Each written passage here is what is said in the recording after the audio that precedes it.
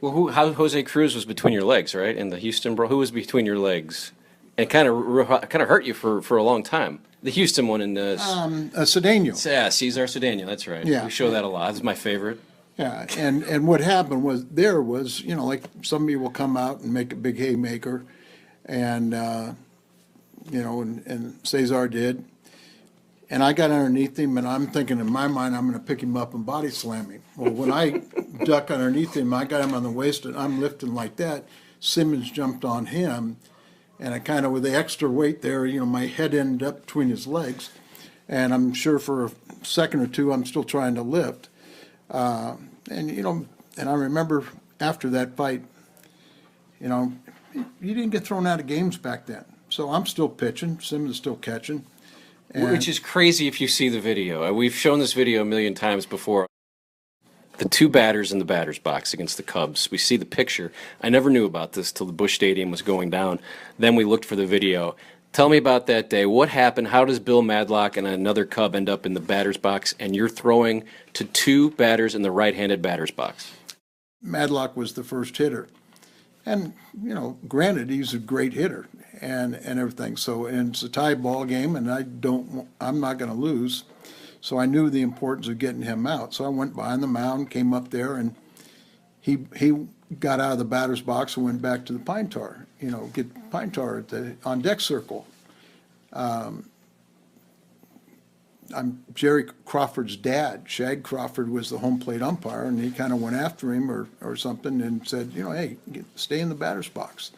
You know, every time you step out, you know, the clock starts. I think he did it on the second one because, you know, then I'm stood on the mound and I could see him kind of laughing like, oh, I made you wait. And so I went behind the mound, and then he went to the on-deck circle, and that's when Shag went after him. So I don't know what he ever said to Shag, but Shag came back to home plate, signaled me to pitch. Now, I'm not the smartest guy in the world, but I know when an umpire tells you to pitch and there's no batter in the batter's box and it's an automatic strike, you got a pretty good chance you're going to get him out.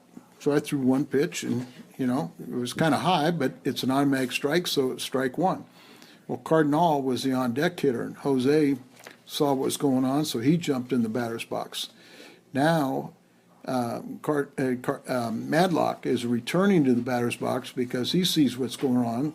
And then Jim Marshall said, I've got two of my best hitters against the Mad Hungarian. They don't have a chance, so I'll stand on home plate. Well, that didn't bother me. You know, you're playing catch with the catcher.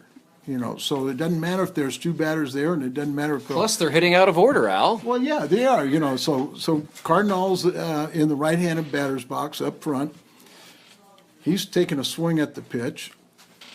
Madlock is the scheduled hitter. He's kind of in the right-hand batter's box behind Cardinal. He's trying to get out of the way of the backswing and swing at the pitch. And Jim Marshall is standing on home plate. And somebody said, you better look out. And so he's kind of backs up. He's got his feet in the air, his hands up, his toupee off his head, and the ball's like going right by his head. And somehow it started a fight. Yeah, we've never seen anything like that. Something like that. And I know after the fight, and it was a good one, good 20-minute Why brawl. are they fighting you? It seemed like it was all about the umpire. I don't know why they're... Well, no, and, you know, With Simmons Teddy, getting... Yeah. Teddy, you know, I guess kind he of threw the like, first punch. Yeah, you know, it's like as soon as the pitch, you know, he kind of stabbed at the pitch and everything, and then the next thing he did is he hit Madlock right in the jaw, and that started the fight. And then when it was all broke up and everything, I said, Teddy, you know, what did he say to you? He goes, I don't know, man. There's just too many bodies around me. But Ted Simmons was the greatest, and I always wanted to throw to him because he was going to hit a bomb, or he was going to get the game-winning hit, which he did in that game, you know. But after that, you know, after the fight, I'm pitching. All of a sudden, my fastball's got a couple feet better. You know, got Madlock out, Cardinal out, and you got the next guy out, whatever it is. I think it came in the next inning or the bottom of the inning or something, and Teddy, I think, won the ball game for us. But that was one of the reasons why I'm in the charter member of the Hall of Shame. Okay, there's a shot on YouTube. You're in Atlanta, and you run out shirtless, yelling at a reporter during batting practice. The night before, I was in a game, and I was really struggling with Atlanta, and I'm kind of mopping up a game. And it was actually against the Mets and Joe Torre and Gibson, you know, two guys that kind of taught me how to play the game. And I remember one thing they said is don't let somebody kick you when you're down. And I was down. And, you know, we came into a situation I was pitching late in the game, you know, and we were losing.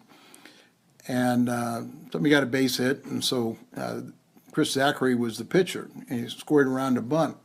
And I threw one over his head and charged him, you know. Of course. And everything, and I'm, you know, and the umpire, you know, it comes out and both benches empty, and he goes, "What are you doing?" And I go, "These guys told me don't let somebody kick you when you're down." And I said, "I'm down, so I'm sending a message." And he kind of laughed a little bit, and he said, "Well, you think they got the message?" And I said, "Well, we'll find out."